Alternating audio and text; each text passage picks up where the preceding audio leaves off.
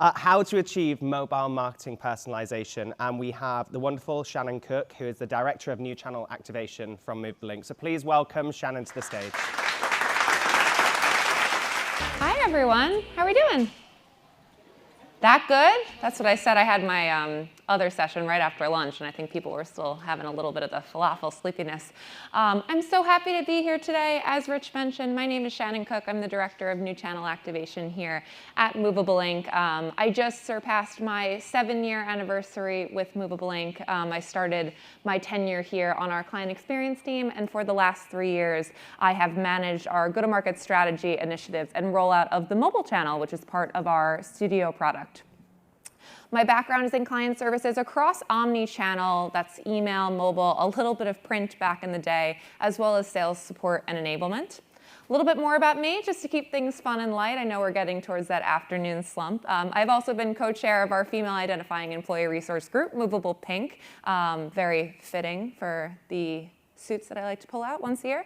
And I also am a registered yoga instructor as well. Of course, because I oversee mobile, I like to ask people as a fun fact question icebreaker what their most used mobile app is. And for me, it is Libby and Goodreads. So for those who are avid readers, you might have heard of Goodreads, more like a competitive with yourself social network about reading, as well as Libby, which connects with your local library to e-readers.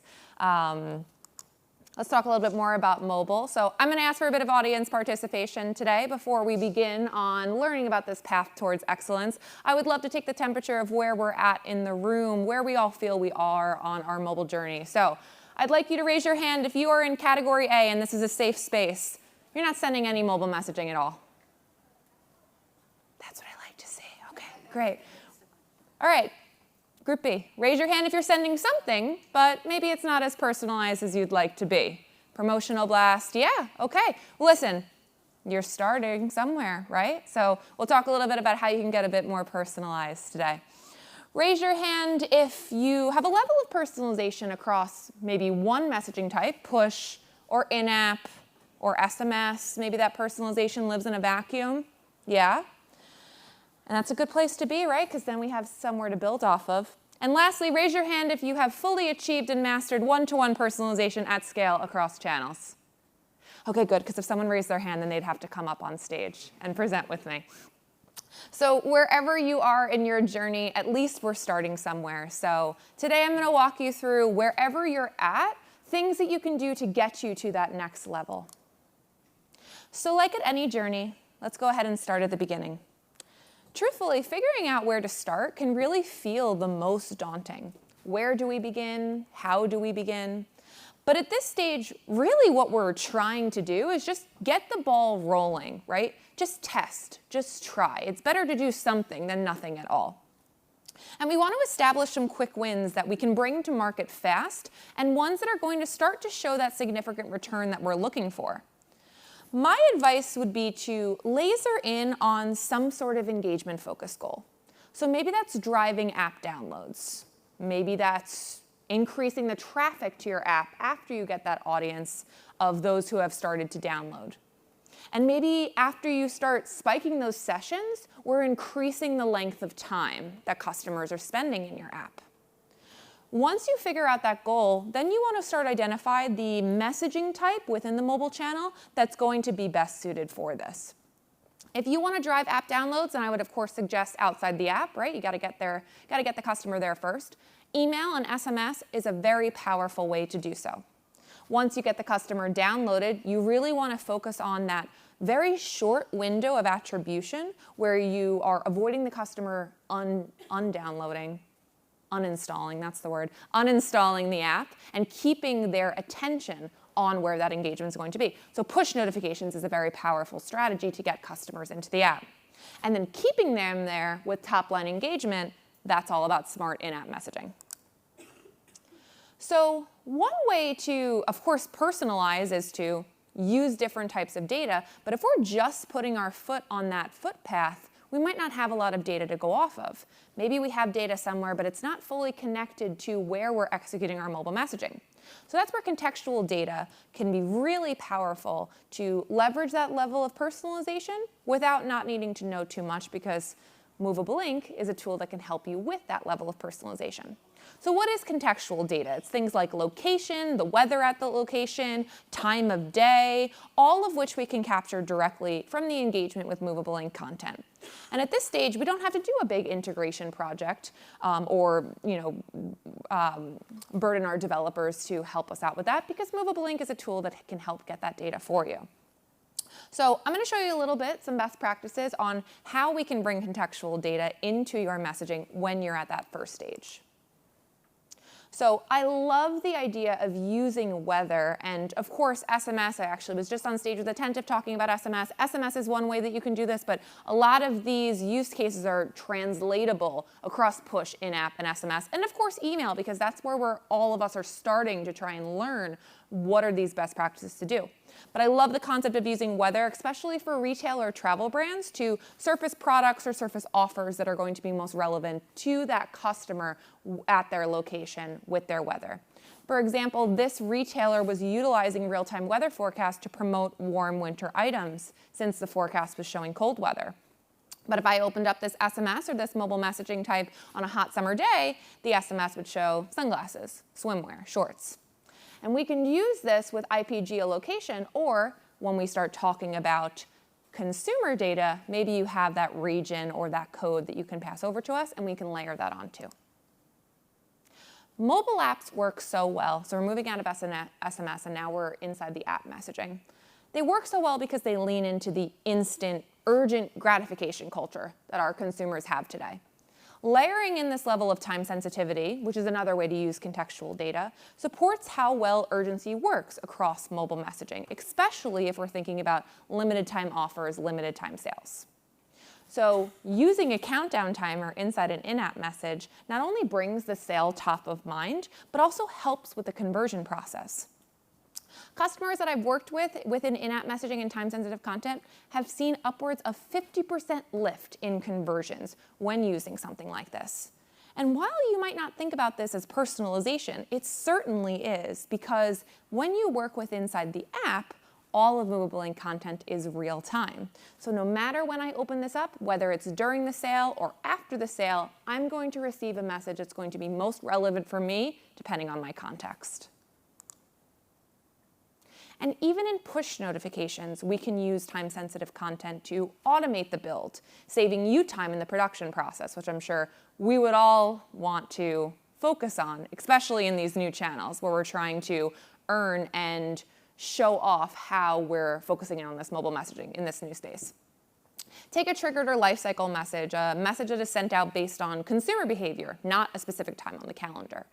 Based on how I interact with the app, I might get a welcome offer at a completely different day and time than another customer.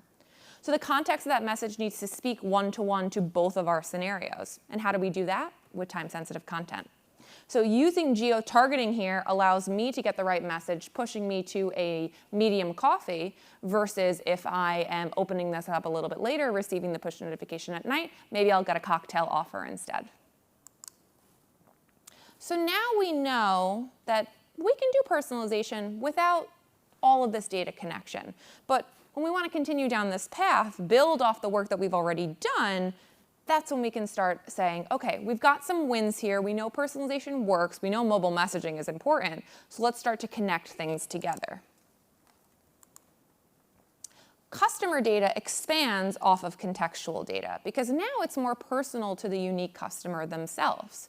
We can start to show that we know who this person is, what they like, what they don't like, how they operate. So we want to use that to our advantage and leverage things like their name, their loyalty status, maybe their birthday, or more product-related behavior so that we can influence content decisions and really start to make this a one-to-one experience. So I'm going to show you a couple of examples on the next few slides on how we do that.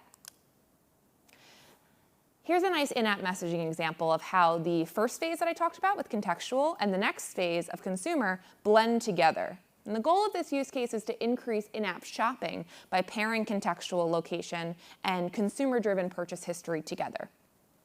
You'll see here in this use case that we have that local map pushing that buy online, pick up in store message that is so important for retailers, especially as we move into the holiday season. But then we also are merging in consumer data like the last purchase store, or maybe the last product category that they browsed. Not only are we showing this favorite store, but we're also showing them what they can purchase at that favorite store to just give them one additional thing, or one less thing actually, to think about when they go ahead and purchase at their favorite store. Moving along here, talking a little bit more about loyalty, monthly summaries, roundups, year in review, like Michael just talked about if you were at his session previously. This is a really smart way to present data analysis to celebrate activity and celebrate loyalty. And retailers can show earned and redeemed points. Travel brands can show where you've gone before. And in this example, credit card companies, financial services brands can show top categories that you've spent in with associated rewards. Now, this is an example of an SMS, but I also want you to think about this as ways to utilize this data to get someone into the app, either to foster more of that engagement, but also maybe to start spending in additional categories, more of a cross-sell offer. And wherever this data lives, API, CRM, CDP, you got any more marketing acronyms for me? Wherever that data lives, we can go ahead and tap into it. Did you know, this is a crazy stat, the average mobile app loses 77% of its daily active users within the first 3 days of installation. So that's why keeping mobile engagement throughout this acquisition period is necessary, paramount to avoid churn. During this time, we want to educate the customer on benefits of the app, as well as to continue high-value actions. It's going to make the customer stickier. So this use case here is a fantastic way to keep the customer going, using the app more, right? Extending those sessions. The more time we spend in the app, the less likely we are to go ahead and uninstall the app if it's not useful for us. Each of your customers deserve a unique conversation between them and your brand, especially in the early stages of the customer. And one of the best ways to do that is to use push notifications, because you know that they can't hide from push notifications. I mean that in a good way, especially if you're using data. All right, so at this stage, we're starting to run down this path. We're comfortable using data. We've got it across push, in-app. We're connecting things together. But at this point, maybe we feel like our efforts are a bit independent from each other. So here we want to break down silos and start using behavioral data from channels that are outside of mobile. Maybe website, maybe looking at our emails, but then also thinking about behavior that's rich within the app in and of itself to influence the content that we're going to show. And in doing so, we can shift away from this transactional relationship that we have with the customers to really focus on lifetime and long-term loyalty. So we have contextual, we have consumer, and now we're bringing in behavioral data. And what that means is that we're taking stock of what the customer is actually doing with their brand. We know who we are, we know who they are, we know where they're at, and now we know what their relationship really looks like with your brand. So it's things like, what are they browsing on the site right now? What are they searching for within the app? What types of messaging are they engaging with today? What are they ignoring? That's a very powerful data point too. All of these are tremendous sources of information that we don't have to ignore. And of course, I say this, right? And you're all like, well, easier said than done, right? And that's what Movable Ink tries to do, to help you connect these things together through our Stories product, through our new SDK, through the umbrella of Universal Data Activation, which you'll hear about a little bit later in Brian Wade's product keynote. But also at this stage, we can start bringing in data from the business. Because if I am browsing a particular category, let's say trainers, right? And there's a very particular trainer that I'm looking at that's a hot product right now, then we can start bringing in product inventory status, view counts, live pricing, social proof. All of these things are going to help drive urgency, which already matches well with why mobile apps are so powerful, because every little bit of information that you need to know is already in your fingertips. So all of this can and should be used to take the experience to the next level. When I speak with brands, one of the first programs we discuss is their abandoned cart program. Who in email has an abandoned cart program? Right? Lots of us. In push, anyone? Yeah. And I would suspect it's a very powerful program for you, all for good reason. Mobile abandonment rates are high. with 85% of shoppers failing to make it to checkout. But what we've seen definitively through testing with our clients is that the standard generic text push of "you left this in your cart" does not go far enough. With Movable Ink, we can provide a rich and dynamic experience, not just calling out cart abandon, but visualizing that experience. We can not just pull in the product image like you see here, but also some of those important business details that I mentioned: price, sale price, marketing information, social proof, inventory, store data, right? Reminding customers what they could have had and making it super simple to check out. I click here, I'm led to my cart, and now I have that sweater that I was eyeing. How we get this data is ultimately up to you, but just know wherever that data lives, Movable Ink can grab it. If this data lives in your MSP, or maybe we grab it from our SDK, it gives you flexibility based on your tech stack today and your team's bandwidth. And speaking about how Movable Ink can capture this behavior and layer in some of that behavioral proof, specifically, I want to call out the social proof that we have added up here. We have seen a lot of success across email, across SMS, across push, when layering in this notion of FOMO, really, especially in situations where there's already some sort of buyer intent. Using this information through Stories, which is our website pixel, as well as our SDK, which just launched a few months ago, bringing in website and app behavior, not just specifically to the customer, but to all of the customers who are browsing across these different platforms that you have, allow us to drive that urgency and help make that conversion. But our SDK doesn't just stop there, right? We also are able to collect custom-defined events that go beyond products. So let's say we're not a retailer and we're not selling products, or we're not a travel brand that's selling seats on a flight. We're a streaming service that has KPIs to keep engagement through continued listening, more time spent in the app. With our SDK, through universal data activation at Movable Ink, we're able to call out where someone left off in a particular show, in a particular podcast episode, to encourage further watching. And if we tie it all the way back to what I said earlier, more listening, more streaming, more watching, more time spent into the app, more of a stickier customer. I'm really excited that Movable Ink now has this capability through our SDK, and if you have any questions about universal data activation as it pertains to our SDK, you come find me afterwards. I'm not very hard to miss. I have a few more examples just to show you to close us out today, because let's face it, email's not going away, right? And instead of thinking about these channels as two independent levers that you can pull, I want you to think about email and mobile as two powerhouses that combined as this fluid omni-channel strategy.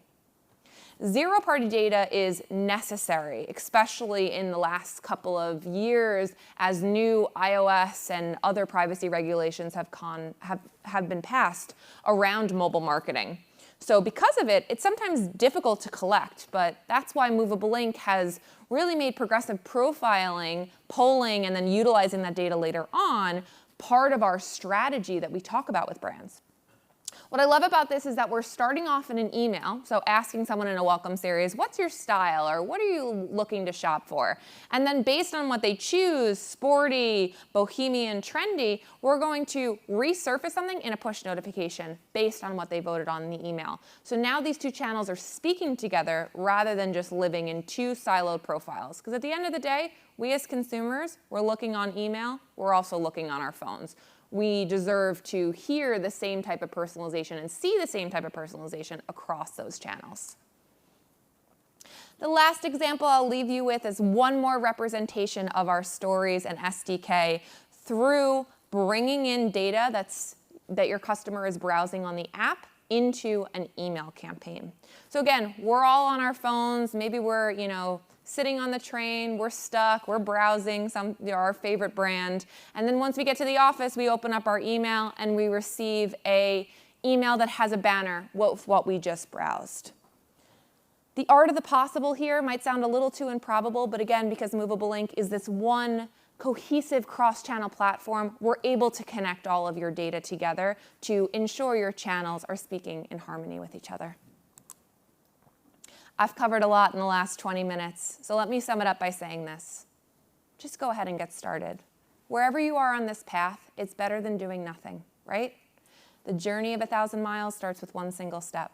Whether you're crawling or you're flying, as long as you're getting this incredibly powerful channel that is certainly not going away anytime soon, as long as you're getting that level of engagement and attention into your customers' fingertips, where their eyes are, their phones, you're doing something right. Thank you so much for being here with me today. I hope to get to hear from you soon. If you scan the QR code here, you can connect with me on LinkedIn or find me on the floor, or you can scan and learn a little bit more about our enhanced mobile suite. Thanks so much.